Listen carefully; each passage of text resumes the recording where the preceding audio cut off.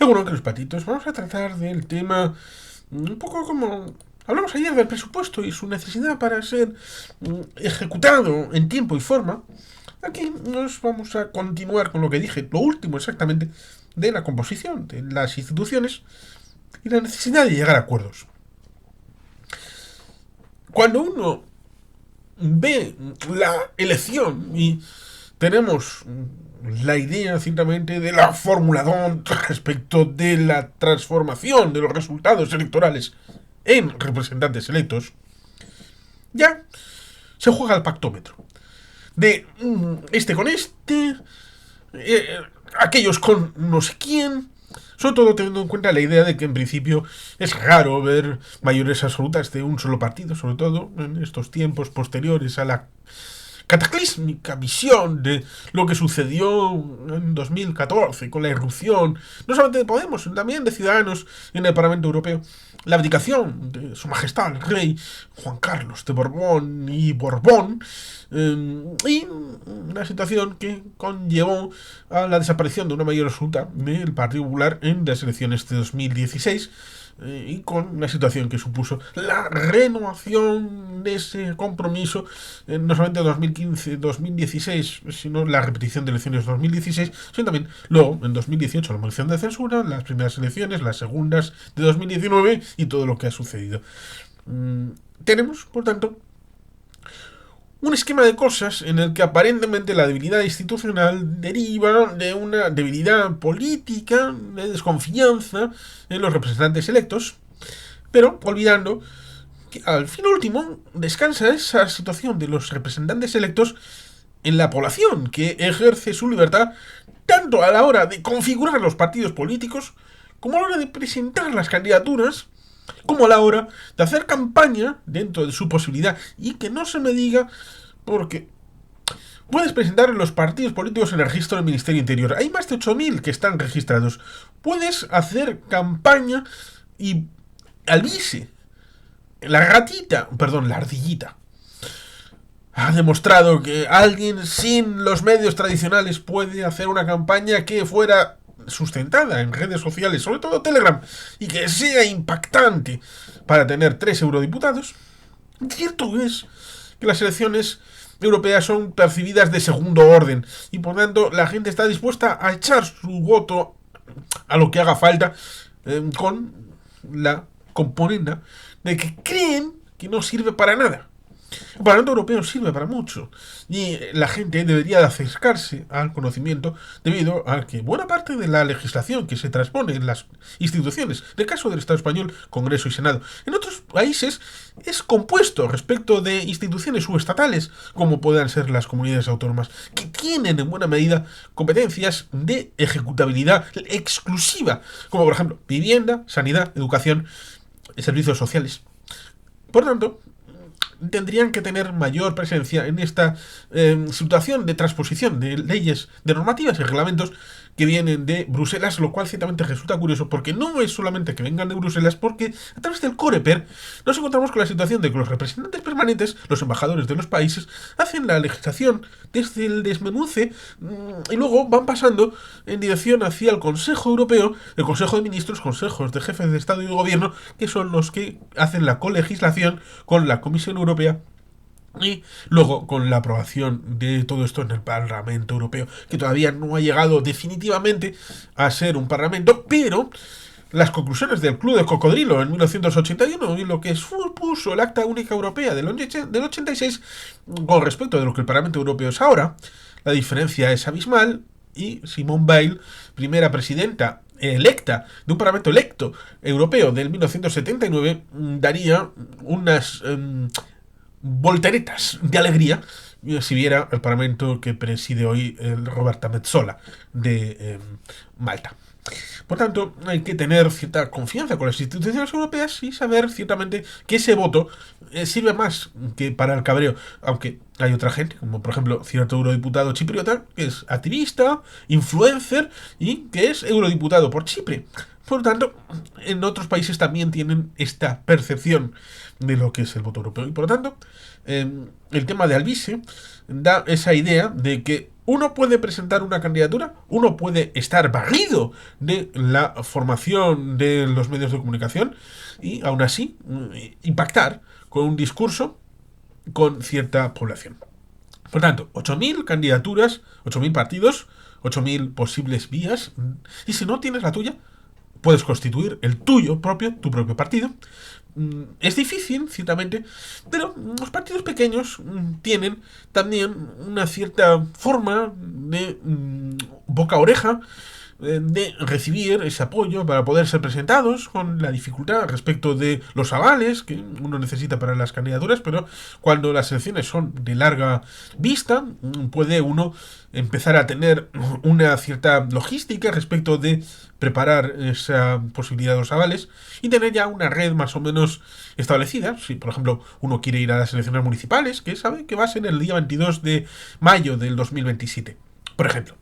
Va a ser difícil respecto de una elección general que puede, como sucedió con el tema de Pedro Sánchez el día siguiente de las elecciones municipales, forales y autonómicas de mayo del 23, en que a las 12 horas del lunes siguiente estaba convocando elecciones generales.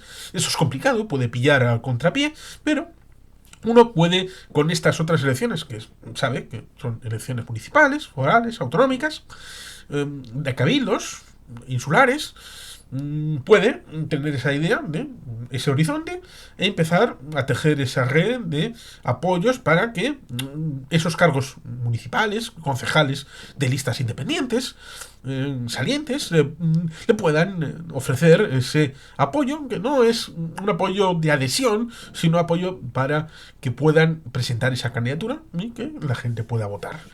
Por tanto, la implicación de los ciudadanos, más allá de que te gusten los partidos que tienen ya representación o no, tiene esa visión de que no puedes dejar la política a otros, sino que tienes que intentar ejercerla tú, de una manera u otra, a través de representantes o a través directamente, porque también es algo complicado el hecho de que uno tenga esa participación total y puede ser incluso contraria al hecho democrático, porque hay gente que tiene una percepción distinta, y en algún vídeo lo he comentado, porque a veces tenemos una disfunción de percepción. ¿Y cuál es esta? El hecho de que, pensando que vivimos en una democracia, es un país con una democracia plena, según estándares internacionales, como es el Estado español, nos encontraríamos con una situación en la que daríamos por hecho de que todos los ciudadanos son demócratas. Y esto no es así.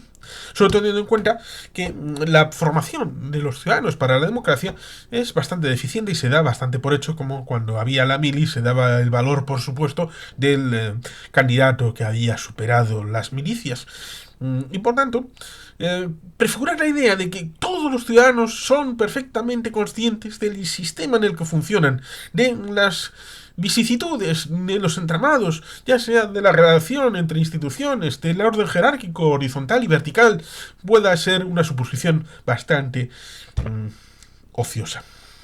Por tanto, estaría bien poder entender el marco general de cuál es la institucionalidad en el ámbito jurídico, legislativo, judicial, ejecutivo, legislativo, teniendo en cuenta que Miguel Ancho Bastos, que espero que vuelva en un segundo conversatorio, prologó el libro de Alberto Garín y Fernando Díaz Villanueva contra la Revolución Francesa, porque antes de la Revolución Francesa, en el malvado antiguo régimen, estaba la idea de que todo era horrible, pero había más de 3 contrapoderes.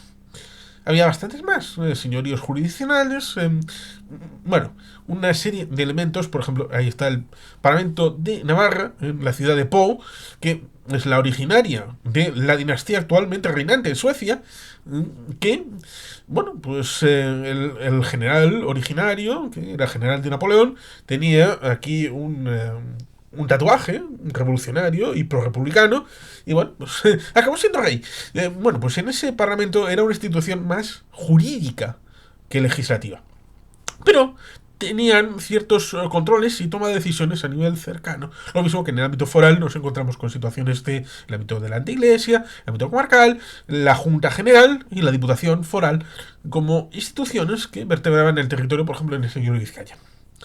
Por tanto, nos encontramos con una situación en la que la transformación en el antiguo régimen respecto del nuevo régimen de la Revolución Francesa, y que luego ha permeado en buena parte de la capa de Euro-Occidente, nos encontramos con la disminución de los poderes de contrapoder a solamente tres: el jurídico, judicial, el ámbito legislativo y el ejecutivo, que son tres ramas que en principio en el Estado español están vinculadas de alguna manera, teniendo en cuenta, por ejemplo, que en el Tribunal de Orden Público, que se disuelve en el 77, de un día para otro, el Tribunal de Orden Público se disuelve con 16 miembros y al día siguiente aparece la Audiencia Nacional. Y la Audiencia Nacional, de los 16 miembros del Tribunal de Orden Público, de los 16, 10 pasarán a la Audiencia Nacional y 6 al Tribunal Supremo. Por tanto, hay una idea de continuidad. Una continuidad que la Audiencia Nacional es un esquema de cosas que sería superfluo. No solamente decir que es absolutamente inconstitucional o aconstitucional, sería la palabra más correcta, que no está en ningún caso en la Constitución y que sus servicios podrían ser utilizados por el propio Supremo en una sala o dos de la propia realidad. Por tanto, la institucional es importante. La institucionalidad ahora de comprender cuál es el esquema de cosas. ¿Quién es el competente? Porque la gente puede querer determinadas cosas y echarle la culpa a quien no es y reclamar ciertas cosas en donde no es. Ejemplo práctico: cuando los ciudadanos de Bilbao, siendo ejemplares para el conjunto del Estado, los pensionistas salieron a las calles reclamando, sobre todo con aquella insultante carta del 0,25, olvidando un pequeño detalle: Mariano Rajoy elevó las pensiones en un 0,25. Pedro Sánchez, perdón, a veces se olvida que una cosa es Pedro Sánchez y otra es el señor Zapatero, a pesar de que Zapatero esté de sombra respecto de Pedro Sánchez. Pero no fue Zapatero el que congeló las pensiones. Os la congeló. Es decir, no subió nada, la mantuvo en el mismo precio.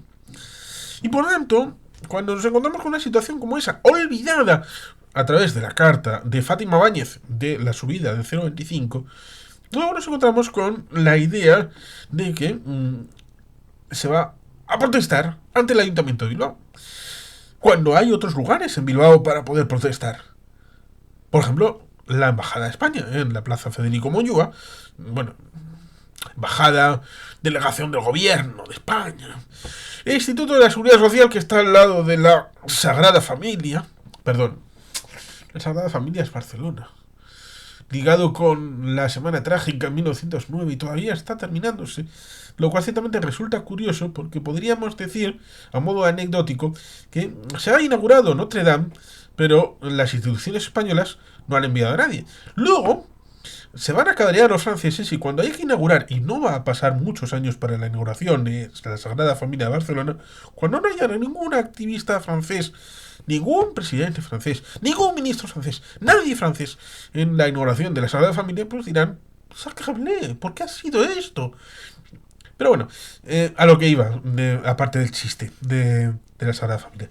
El Sagrado Corazón de Jesús está en una de las partes de la avenida Sabino Arana, cerca del Euskalduna, cerca del Museo Marítimo. Bueno, pues ahí hay una oficinita del Instituto de la Seguridad Social, o por lo menos la vía, y por lo tanto, el tema de pensiones está, de momento, ligado a ese lugar. Podían haber hecho una manifestación en la misma acera donde está la delegación del gobierno vasco, que es más o menos ancha y sirve para hacer manifestaciones ahí. Es una esquinita donde está ahí el pub Churchill. Bueno, pues tiene sitio para alguna gente. Que es poco. Es poco. Bueno, bien, de acuerdo. En la plaza Federico Moyúa, en la rotonda central, ahí podían estar un montón de gente. Bastante. Sin tener que cortar el tráfico rodado. Pero no, lo hacían delante del Ayuntamiento de Bilbao como si el señor alcalde Aburto tuviera alguna responsabilidad respecto de las pensiones. Eso sí, el partido del señor Aburto sí tuvo responsabilidad en el tema de las pensiones, quitando el 0,25 y elevando el índice al IPC. Algo que el señor Rivera y sus cuates de Ciudadanos estuvieron encantados de reclamar, pero Mariano Rajoy y Cristóbal Montoro no se los concedió. Y se lo concedió a Aitor Esteban y Andoni Ortúzar en Moncloa. que fue como un arrancamiento de muelas, algo que les molestó muchísimo. Cierto es que tenían las dificultades respecto de déficit y deuda en el ámbito del Estado español, teniendo en cuenta de que Mariano Rajoy venía con un programa que en el 2011 era risible, pero las promesas encadenaban una ola que había elaborado el aparato de marketing de Génova 13 y que había arrasado en mayo del 11 en el ámbito autonómico y municipal y que enlazaba con el 15M, esos movimientos de base, la idea de renovar, la nueva ilusión, después de que el PSOE había tenido dificultades, pero hay una cosa curiosa que ya hemos comentado alguna vez en el canal, de que el PP no ganó esas elecciones. El PP mantuvo, en cierta medida, bueno, quizá un poquito más, pero mantuvo el nivel de votos que había tenido en 2000, en 2004 y en 2008. Pero cuando el de enfrente se desploma, como se desplomó Zapatero, con 3 millones de pérdidas de votos, nos encontramos con el hecho de que el reparto relativo en las circunscripciones le daba mayoría absoluta al PP. La movilización del PSOE en sus votantes de izquierda en 2004 y en 2008 le llevó a tener un resultado razonable. Razonable y mantenimiento del poder, cosa que en el año 2000, con prácticamente el mismo nivel de voto del Partido Popular, había supuesto una mayoría absoluta de José María Aznar. Por el hundimiento del de enfrente. Esto a veces es algo que hay que tener en cuenta, porque sucedió en 1933. En las segundas elecciones generales republicanas. La promesa de 2011 era mentira del señor Rajoy. Sabía perfectamente porque fueron la clave el debate de candidatos a temas económicos de Manolo Pizarro y de Pedro Solbes del año 2008, cuando el señor Zapatero se resistía todavía a decir que había una crisis económica en marcha. Los ejes de lo que Manolo Pizarro dijo eran básicamente los ejes de lo que Mariano Rajoy se encontró en diciembre de 2011. El programa de Mariano Rajoy fue fulminado por el propio Mariano Rajoy y el gobierno del PP, eliminando cualquier posibilidad de cumplimiento y haciendo una especie de parche del zapaterismo, haciéndolo más o menos viable o haciéndolo más o menos sustentable. Y por eso, en cierta medida, en algunos ámbitos, la gente tiene una percepción respecto de que el Partido Socialista es bueno para minorías, derechos sociales, y el Partido Popular en general tiene mayor preocupación por el tema económico, sobre todo con esa incidencia respecto de la inferencia de que el Partido Popular, como es amigo de las grandes empresas, de los empresarios y de los oligarcas, pues tendríamos esa vicisitud encima de la mesa. La percepción, por tanto, de la ciudadanía debe de ser estructurada no solamente con todas estas cosas, que ahora nos encontramos con la situación de las redes sociales, en donde es bastante más fácil la transmisión de prejuicios, y no solamente transmisión de prejuicios, sino cultivar los prejuicios que la gente ya tiene.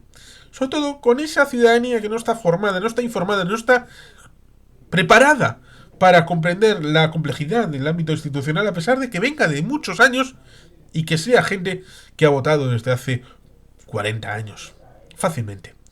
De que ha estado en principio en contacto desde toda su vida y ahora está frisando los 60, 70 años y a pesar de eso tengan dificultades de comprensión de la situación o estén tan saturados que no sean capaces de reaccionar positivamente a los elementos, a los inputs. Sobre todo teniendo en cuenta de que los inputs en el ámbito de la comunicación ya no son ciclos, como uno puede ver en el ala austera Casablanca, que se habla de ciclos de 24 horas. La televisión lineal ha desaparecido prácticamente. O la ve muy poca gente. Los elementos de papel, ya sea las revistas, ya sea los periódicos, los diarios, el ámbito de fin de semana, tienen menor impacto. Antes, un periódico regional, pero de impacto importante, el 40% de penetración en un territorio. La página 2 y la página 3 podían ser fulminantes para una carrera política. Podían ser demoledores para un proyecto concreto. Podría ser algo espectacular a la hora de hacer temblar a un alcalde, a un concejal, a un ámbito regional. Pero ahora son otras cosas las que parecen tener cierta influencia. Redes sociales parece que tienen la cresta de la ola. Nos encontramos ciertamente en una situación en la que se excitan esos sesgos, la confirmación, los bulos, las falacias, que establece la idea de esas cosas que están atávicas en nuestro cerebro reptiliano, están ya incorporados, a pesar de que tal vez tengan un engrama de profundidad variable, pero que haya sido de un suspiro, pero que ha tenido un impacto respecto de ese prejuicio que ha quedado inserto dentro de nosotros y que hace que estas cosas que nos van viniendo, sobre todo teniendo en cuenta, por ejemplo, en el smartphone, que sabe más o menos cuáles son nuestros gustos, sabe lo que nosotros consumimos más, y para sernos más congraciados y para tener más posibilidad de que sigamos enganchados, nos surte del material del que nosotros vamos a sentirnos más agraciados. Otra cosa es lo que hace X, Twitter, del señor Elon Musk, que a veces en la pantalla principal nos surte de lo que odiamos para que estemos impelidos a responder a toda esta playa de gente que opina concretamente todo lo contrario a lo que pensamos nosotros. Es una idea de generar contenido y de que te tenga agarrado en la plataforma todo lo máximo posible. Sobre todo si eres de los de contestar. Recapitulando ciertamente al comienzo, pues ciertamente nos encontramos con una situación en la que nos encontramos con una sociedad que tiene dificultades para comprender el ámbito institucional, y sobre todo teniendo en cuenta de que la pluralidad de ideologías ha desaparecido. Ahora se debaten de cosas que son absolutamente increíbles respecto de personas, situaciones, pero que no tienen trasfondo ideológico. O no tanto del que pudiera parecerse respecto de ideologías diversas. Por un lado, nos encontramos con una situación, por ejemplo, en el ámbito del Estado español, que debería de dar que pensar, teniendo en cuenta de que tendría que haber un marco general de temas que serían compartidos, que sería una especie de bóveda debajo de la cual podían anidar los partidismos y que hubiera ideologías distintas que tuvieran una participación respecto de lo que las instituciones pueden hacer, del ámbito competencial, del ámbito de resolución política de casos concretos, de todas estas circunstancias que si tú eres más de una ideología o de otra, entonces con tu voto pues haces que las políticas públicas se orienten en un determinado ámbito o en otro. Pero parece que eso ha volado. Ha volado y la ideología se establece por odiología, como diría el Gran Warrior en el canal del Botellas. A pesar de que el Botellas no es un canal de política, pero han pasado la dana y tienen derecho perfectamente, como valencianos que son, Javi y Alejandro, de hablar de estas cosas. Y ciertamente está bien que lo comenten, porque en este punto Alejandro tenía buena razón a la hora de decir que cuando uno hace algo político, el de frente parece que tiene que derribarlo. Tiene que derribarlo porque no lo ha hecho él, y lo ha hecho el de frente. Y eso es malo. Haga lo que haga, es malo. Y esto hay que superarlo con pedagogía. El ámbito político institucional está hecho por personas y para personas. Y si hay algo que está hecho bien, a pesar de que no sea de tu partido, tienes que decir que está hecho bien. No sacar la regla y decir todo mal.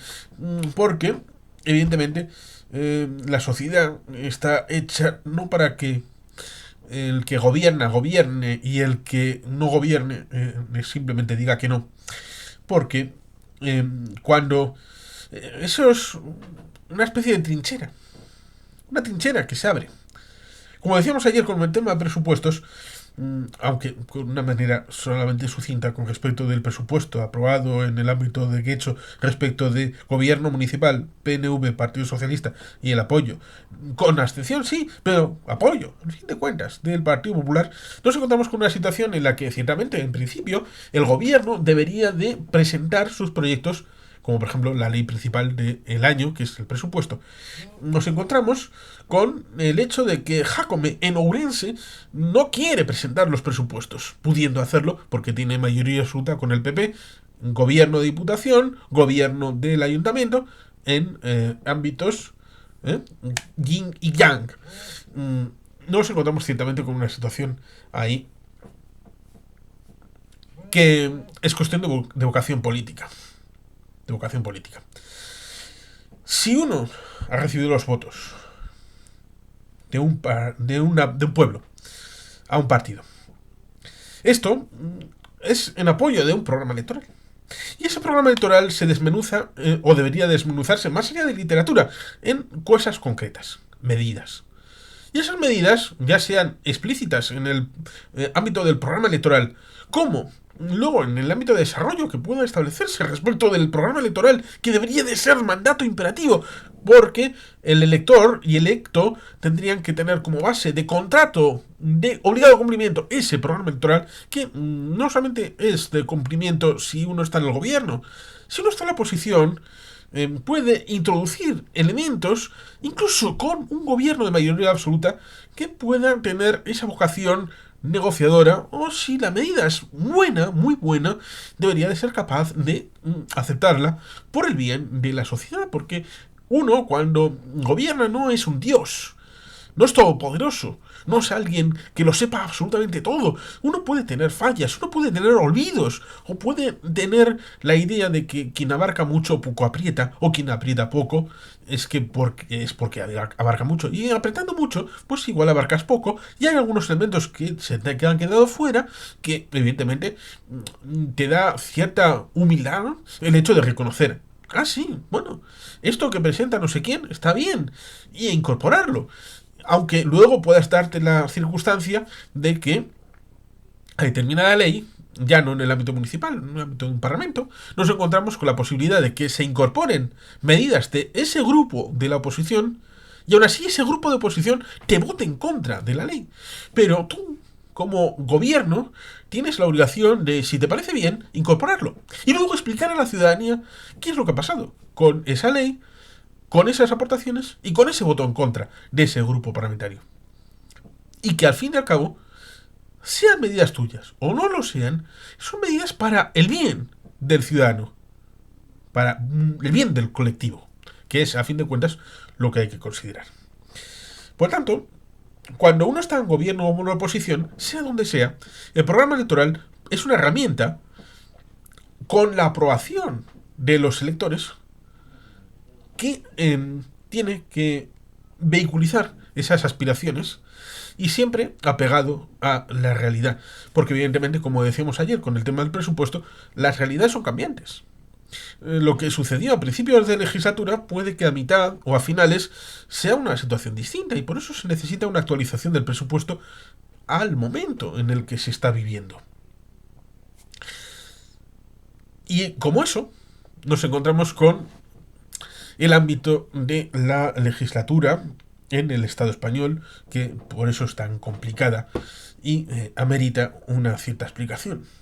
Ya desde el inicio, y hay algún vídeo específico explicando la moción de censura de 2018, nos encontramos con una situación en la que Pedro Sánchez es una especie de trilero, una especie de arlequín que va haciendo de saltimbanqui de aquí para allá, a pesar de que no es como José Luis Uri dice, que un servidor y el amigo Xavier seamos antisocialistas, anti-PSOE, anti-Pedro Sánchez, nada más lejos de la realidad.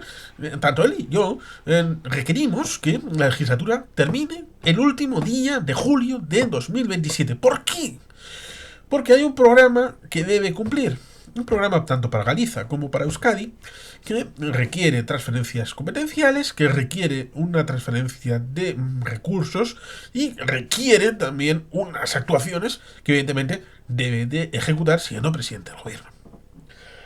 En 2018, cuando no tenía una mayoría suficiente, sí la había tenido para la moción de censura, pero no la tenía para aprobar presupuestos, como colecciones, hubo la intención por parte de Ciudadanos de dar el sorpaso no solamente al PP, también al PSOE.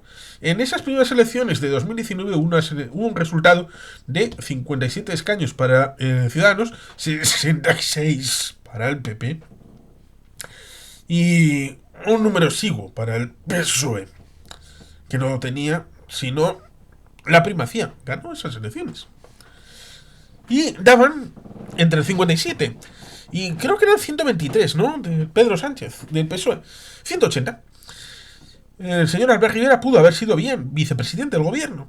Pudo haber dado el sorpaso al Partido Popular, cosa que, por ejemplo, no se pudo hacer con el Partido Liberal y con CDS en el año 86-87.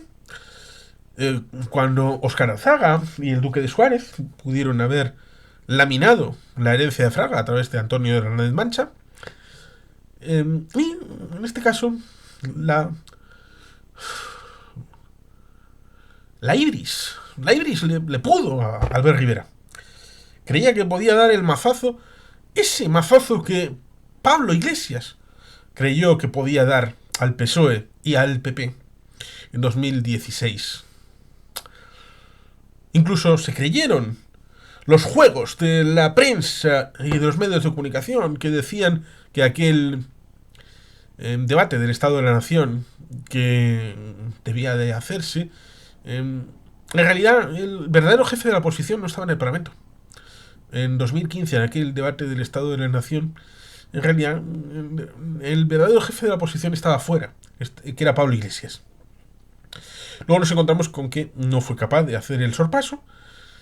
Perdieron 1 millón de votantes entre las primeras elecciones y las segundas, en 2016. Subieron 2 escaños, pero los 2 escaños que antes estaban en Izquierda Unida, luego estuvieron en Unidas Podemos. Por lo tanto, fue un fracaso. Rejón dijo que ya lo veía venir. Es un aprovechador, por este caso. Pablo Iglesias es un tozudo y que quiere volver a política, a pesar de que la gente dice, no, es que con la participación en la Asamblea de Madrid en 2021 fue un éxito. Fue un éxito porque las encuestas estaban en desaparición de Podemos y mantuvo el ámbito parlamentario de Podemos, cosa que luego, respecto de su mujer, fue incapaz, porque las elecciones generales fueron en julio del 23 y en mayo fueron las elecciones municipales y autonómicas. Y en ese mayo Podemos saca 0 escaños en la Asamblea de Madrid y 0 concejales en el Ayuntamiento de Madrid. Con lo cual, una persona lógica diría, debe de haber 0 puestos de salida de Sumar para Podemos. Y le dieron 1. Yone Belarra, secretario general, había concurrido por Navarra. No quiso hacerlo, como la pasionaria no quiso concurrir por Vizcaya en el 77. Les dijo a sus correligionarios, ¿qué queréis que no salga? ¿Estáis locos? Enviadme por Asturias, a pesar de ser de Gallarta. Yone Belarra, por Navarra, no hubiera salido. Y por tanto quería por Madrid. Eso le daba un escaño. Un puesto de salida que Podemos no se merecía. Pero es que querían otro. Querían otro para Irene Montero. Es decir, 2. Habiendo tenido un cerote en la Asamblea de Madrid y un cerote en el Ayuntamiento de Madrid. Esto es, por tanto, importante a la hora de entender los relatos políticos. Y desmontarlos. Saber desmontarlos. Saber entender de dónde vienen las cosas. Por eso digo, cuando intentó el sorpaso, primero Podemos en 2015-16. Luego Ciudadanos en 2019. En vez de ser útiles para la ciudadanía, quisieron ser útiles primero para ellos. Para el sorpaso, ser los primeros, alcanzar el poder, como comentamos respecto de Primary Colors, que en la parte final el personaje de John Travolta le dice a su asociado, a su edecán afroamericano, que como Lincoln, primero hay que ser una frostifruta de la política, y cuando uno ha conseguido el poder, entonces ya puede uno aplicar el programa de verdad. Porque lo primero es hacer lo que sea por alcanzar el poder. Pareciera que ese es el esquema de cosas, más allá de lo que comentó Albert Rivera, de que había leído y visto sucesor designado, aquella con Kiefer Sutherland, que el amigo Marc Mateu creo que iba a hacer un vídeo hablando de esta serie, y yo escribí un artículo porque tuvo su miga. En aquel caso nos encontramos con la idea de que hay que tener más profundidad de práctica política.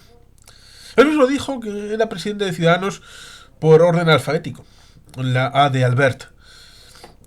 Y evidentemente, cuando uno tiene compromiso ciudadano, debe de hacer esa relación para la pedagogía de cuál es la fórmula y cuál es el elemento. Por lo tanto, después de la moción de censura, después de las elecciones, cuando había mayoría absoluta para un gobierno estable de 4 años, se hacen unas elecciones y entra el pacto entre Pablo y Pedro, Pablo Picapiedra y Pablo Mármol, Pedro Picapiedra y Pablo Mármol al estilo Flintstones, ¿eh? ¿Qué novela, serie? ¿Qué era? ¿Película? Ah, sí, película con John Goodman. Qué película más bonita. La secuela, no, pero bueno, sí. El tema, por lo tanto, nos encontramos con una situación que luego llevó a una duración de 4 años, prácticamente, ¿sí? Desde 2019 hasta 2023. Podía haber alargado un poquito más, pero se decidió hacerlo inmediatamente después en una ventana, dirán de Oberon, una ventana de apertura de un momento en el que la mayoría de investidura tuvo la posibilidad de volver a establecerse. Pero hay una diferencia. Una diferencia. Lo mismo que en 4 de enero de 2020 y luego en 2024 nos encontramos con dos papeles. Dos papeles de investidura firmados por Pedro Sánchez, secretario general del Partido Socialista, y por Antonio Ortúzar, presidente del EBB de EAJ-PNV. Es un compromiso que debe de transmitirse respecto de acciones concretas, ya sea en el ámbito presupuestario, la ley más importante del año, como en negociaciones de leyes importantes. Y el Grupo Vasco ha sido siempre leal, siempre responsable. El problema es que enfrente nos encontramos con una situación en la que el Partido Socialista ha jugado al hecho de decir que si no viene el lobo, viene Juanita con el lobo y viene a comernos a todos porque está el PP y el Vox. Nos hemos encontrado con la legislatura iniciada con el vicio de un Bildu diciendo que íbamos a votar PNV, Partido Popular y Vox a Alberto Núñez Feijóo para presidente. No se hizo y no pidieron perdón. Luego han llegado a acuerdos Junts con Vox con el PP. ¿Ha dado para una moción de censura? No. ¿Moción de confianza? Sí. ¿Pero de qué manera? La moción de confianza es algo que debe de presentar el propio presidente del gobierno, cosa que se hizo en 1980 y se hizo en 1990. Instrumental, sí, porque en 1990 había habido problemas en las elecciones de ese otoño, invierno, respecto a 1989, y en determinadas circunstancias, en alguna circunscripción, lo recordamos con el caso de Melilla, tenemos un caso en donde la legitimidad quería verse reforzada por parte de Felipe González con una garantía, cuando ya se había resuelto todos esos asuntos todavía pendientes, para volver a hacer una especie de investidura bis por la legitimidad, pero no por una obligación legal. Por tanto, pocas veces ha habido una moción de confianza a nivel general del Congreso. Y hacerla ahora solamente supondría como cuando Jordi Pujol le hizo una especie de moción de confianza con la no aprobación, con la abstención del tema de los presupuestos que eran de 1996, con lo que Felipe González se dio por enterado de que la legislatura había terminado, convocando esas elecciones para la primavera del año 1996. No hizo falta hacer una moción de confianza. En este caso nos encontramos con una situación en la que la foto es, tenemos aquí a los fachas, al PP y a Vox. El PP actúa como si los votos de Vox fueran suyos. Los de Vox como si los del PP fueran suyos. Son 170. Por tanto, el Partido Socialista debe saber 7 de Junts dan mayoría absoluta a esta gente. 5 del PNV más la coalición canaria da mayoría absoluta a esta gente. Pero el PNV ha dicho que con esta gente no va a transigir. ¿Por qué? Porque el hecho nacional de Vox es excluyente de AJPNV y quiere destruirnos. Quiere destruir a PNV, quiere ilegalizar el PNV, quiere destruir la foralidad y quiere destruir el Estatuto de Autonomía. Por eso no podemos pasar. Es imposible llegar a un acuerdo que implique algún tipo de responsabilidad de gobierno inferida del ámbito secundario o indirecto por parte de Vox respecto de cualquier opción de gobierno de Alberto Núñez Feijóo. Si Vox no existiera, sería más fácil, sería más posible. Pero ahí está el problema, el leprechaun en la gatera. Y por tanto, el PSOE a veces juega con la dificultad de llegar a acuerdos, teniendo en cuenta de que la investidura costó. Había gente que decía que iba a haber elecciones repetidas, apostaban a ello, pero la mayoría se logró para investidura.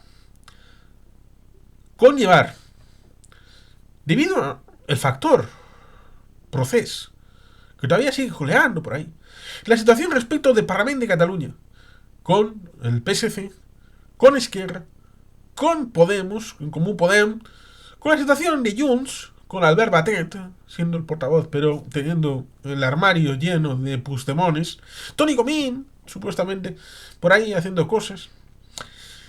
¿Quién es el cap de la oposición? El jefe de la oposición, porque esa figura está institucionalizada en el caso de Cataluña. El tema de los presupuestos en Cataluña son importantes porque tienen correlato en el presupuesto general del Estado. Tener que el PSOE acomodar a Esquerra, a Junts, a Bildu, al PNV, a Coalición Canaria, a todos los que están fuera de PSOE y Sumar, a Podemos también. Pero es que también deben de darse cuenta los españoles y los partidos que están en el Congreso, que si la gente hubiera querido votar al PSOE y a Sumar, habrían votado al PSOE y Sumar. Y si han votado a otra cosa distinta es para que lleven a cabo su programa electoral y su acuerdo en base a lo que los votantes han querido. No para darle un cheque en blanco a Pedro Sánchez o a Yolanda Díaz, porque para eso habrían votado a Yolanda Díaz o a Pedro Sánchez. Si hay 350 diputados, y algunos de ellos no responden a la mayoría PSOE-Sumar, mayoría minoritaria, eso significa que deben llegar a acuerdos. Sea para presupuestos, o sea para legislación, o sea para otra cuestión. El modo de funcionar de Pedro Sánchez ha sido el siguiente. Hago un real decreto, luego se debe convalidar al de un mes. Si me lo convalidan, todo fetén. Si no me lo convalidan, son gente muy mala que quieren la llegada del fascismo y de la extrema derecha al gobierno, porque están quitando la posibilidad de una mayoría de progreso. No negociar lleva precisamente al establecimiento de este tipo de normativas. Sobre todo teniendo en cuenta de que hay cosas que vienen de otras épocas, de la época en la que controlaban el Congreso una mayoría del PP y de Ciudadanos, cosa que pasó con Ana Pastor Julián en esa época anterior a la moción de censura, después de que estuvo 6 meses el señor Pachi López con esas segundas elecciones, de las de 2016, Ana Pastor Julián presidió la mesa, la controlaban el PP y Ciudadanos, y habían frenado, ya sea en comisión o en la propia mesa, en la calificación de leyes, en la moratoria para establecimiento de enmiendas, plazo de enmiendas, ampliándolo decenas y decenas de veces, lo cual es inmoral, y ciertamente limitando la capacidad de acción de los parlamentarios, teniendo un control. Pero el problema, y esto le pasa también a Pedro Sánchez con la ley Begoña y muchas otras cosas, que pueden tener un cierto beneficio concupisciente temporal para quien lo está proponiendo, pero no se dan cuenta de que esa aplicación, el otro, cuando llega al gobierno, y va a llegar, va a utilizar a su beneficio. No va a decir, esta herramienta que nos hemos opuesto antes, vamos a tirarla por el vertedero, por el estercolero, no vamos a utilizarla. No. Van a decir, ¿la has dejado hecha? ¿Has abierto la puerta? Pues la puerta es mía, los jueces son míos y yo voy a hacer de esta capa un sayo. Y esto va a quedarse para siempre. Por tanto, por eso hay que tener mucho cuidado con lo que uno hace y hacer una observancia muy clara a que forma y fondo son importantes a la hora de establecer las políticas públicas. Por eso debería de haber una negociación previa, primero entre Sumar y el PSOE, evidentemente, para el tema del Consejo de Ministros, tener una cierta responsabilidad, teniendo en cuenta de que puede haber conversaciones informales respecto de no poner chinchetas que luego puedan ser incómodas. Cierto es que deben de verse a su programa electoral, pero deben de entender que no son una mayoría y deben de contar luego con otros. Con lo cual deben de dejar parcelas abiertas para la negociación, ya sea con Bildu, con PNV, con Junts, con Esquerra, con Coalición Canaria, con todos aquellos, con Podemos, que puedan conformar la aprobación de un presupuesto, la aprobación de determinadas leyes que puedan ser necesarias. Porque si no nos encontramos con esa situación en la que el Partido Socialista y Sumar llevan algo en Real Decreto Legislativo, luego debe convalidarse y se da esa circunstancia. O me lo aprueban o está advirtiendo el advenimiento del fascismo. Aquí está Santiago Abascal, que es el fascista. Aquí está Alberto Núñez Feijóo, que depende del fascista este. Y por tanto, me tiene que dar el sí por su responsabilidad. Pero vuelvo a decir, los que no somos ni Sumar ni PSOE no nos han votado para apoyar el programa ni de Sumar ni del PSOE. Así de sencillo. Y por tanto hay que tener esa visión de la responsabilidad que los diputados de lo que no es Sumar y de lo que no es el PSOE tienen con sus votantes. Y hacer una política que evidentemente tenga esto en cuenta. Tenga esto en cuenta porque evidentemente hay que llegar a acuerdos, tejer acuerdos entre diferentes y que la legislatura dure. Lo ha solido decir Aitor Esteban Bravo, el mejor parlamentario de los 350 que ha habido en esta legislatura. Seguramente Idoia Sagastizábal pueda ser una buena sustituta en el Grupo Vasco. Y igual, tal vez Imanol Landa sí pueda ser el sustituto, si accede a ir al Congreso cuando Aitor Esteban el mes que viene deje el escaño en Madrid y la portavocía del Grupo Vasco. Pero ciertamente, ya sea con unos o con otros, porque hay un grupo que no solamente es una persona, no solamente es Aitor Esteban, hay un grupo de trabajo que tiene una dinámica que ya estaba con Josu Erkoreka cuando él era el portavoz, y que viene también derivado de cuando Iñaki Sagasti era el portavoz hace ya 21 años. Es por lo tanto una dinámica histórica que hay por lo menos 2 libros de la actividad anual, quiero recordar, de finales de los 80, comienzos de los 90, que se editaban de la actividad del Grupo Vasco para explicar cuál era esa participación política en la Villa y Corte a través del Congreso de Diputados. En donde, ciertamente, como se ha repetido más de una vez, los 350 diputados son importantes. En algún caso se ha apelado a los 350 diputados para determinada posición o determinado caso. Pero, ciertamente, hay que comprender las dinámicas internas de los partidos, hay que comprender lo que la sociedad requiere, lo que la sociedad ha votado y que la sociedad puede demandar respecto del comportamiento de sus diputados. Ahí tenemos el problema del mandato imperativo. Un mandato imperativo que debe de instalarse a pesar de estar prohibido por la Constitución y que vincularía a electo y elector, haría obligatorio el cumplimiento del programa electoral.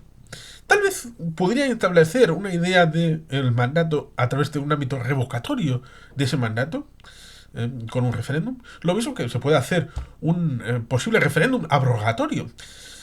Es decir, si en determinadas circunstancias hay un número de firmas que se suman, se puede poner un estándar, se puede hacer un referéndum para la derogación popular de una ley.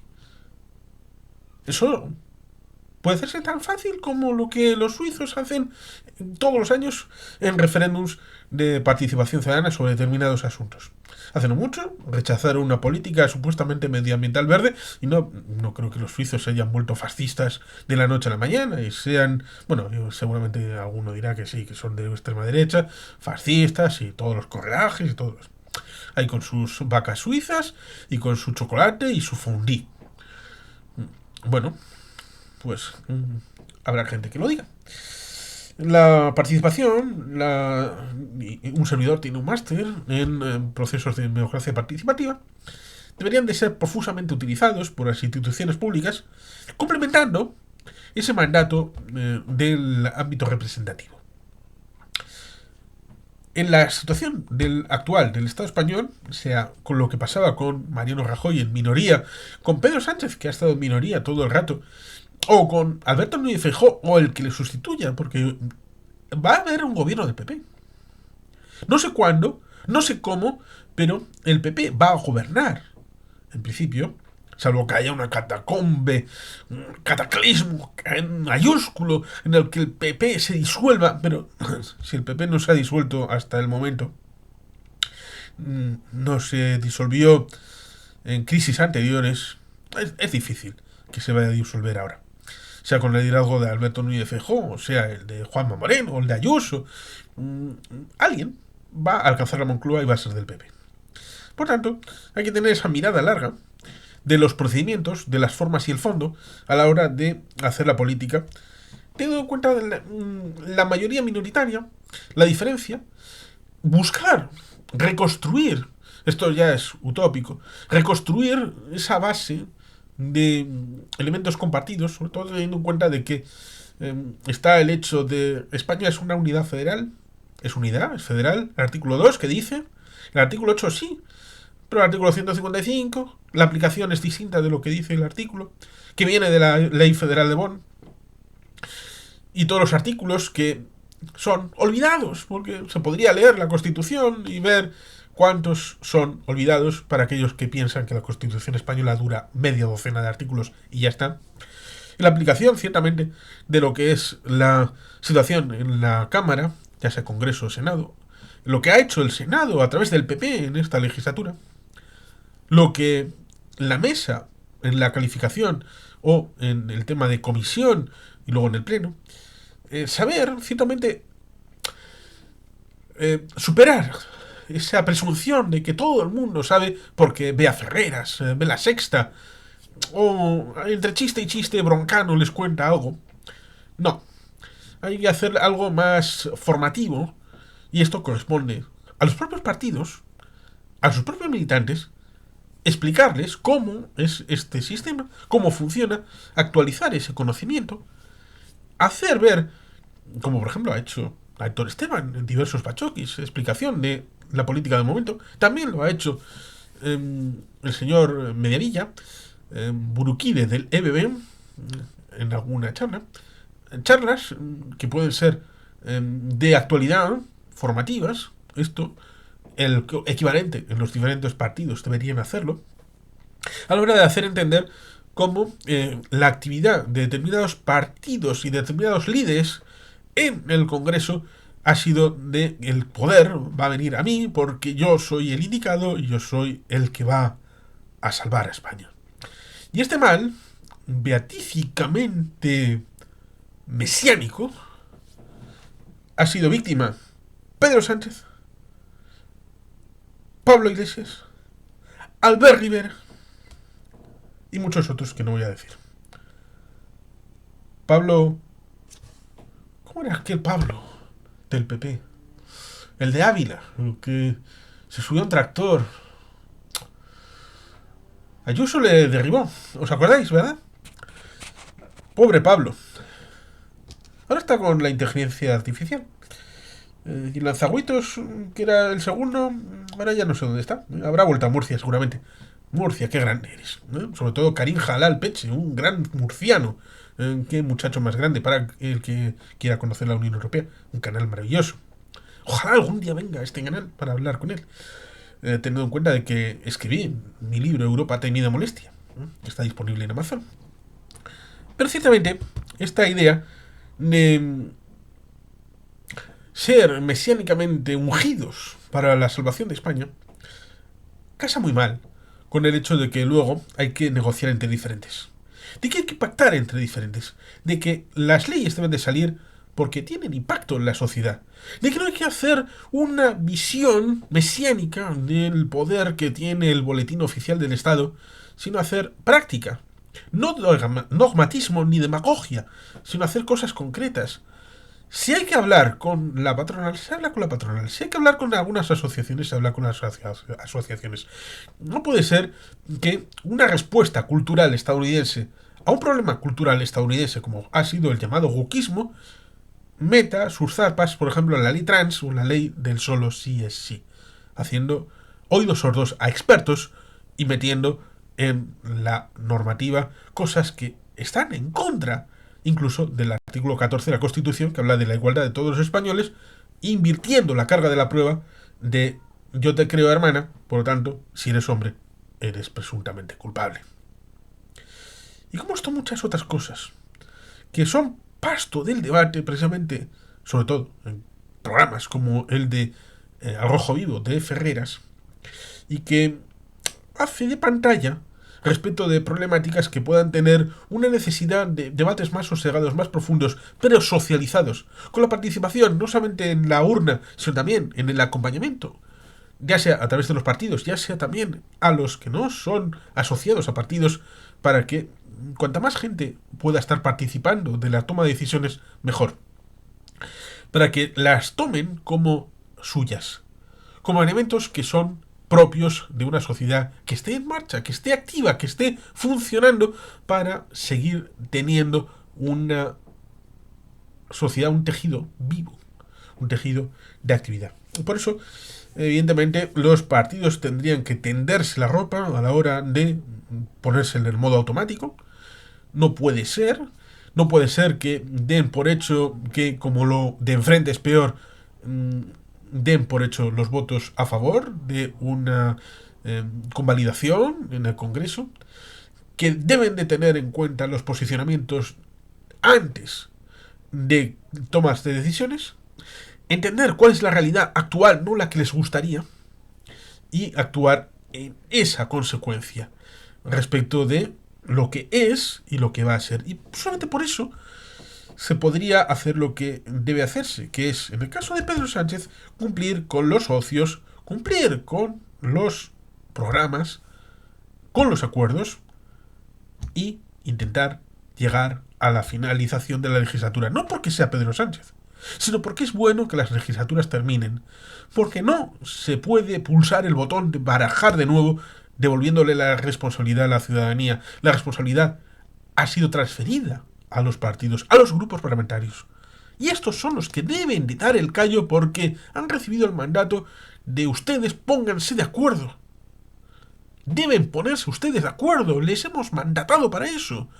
Y les hemos votado favorablemente su programa electoral, pero en un número determinado. Y hay otra gente que ha votado a otro programa. Por eso, ustedes que pueden, dialoguen. Ustedes que pueden, hablen, pacten y sáquennos afuera después de haber hecho su parte. Y cuando haya algún problema, díganlo, explíquenlo de manera ordenada. No con propaganda, sino con información. Y entendiendo cuál es la situación actual de los medios llamados tradicionales y de los nuevos medios, de las capacitaciones que permite en esa conexión de la relación directa con la ciudadanía.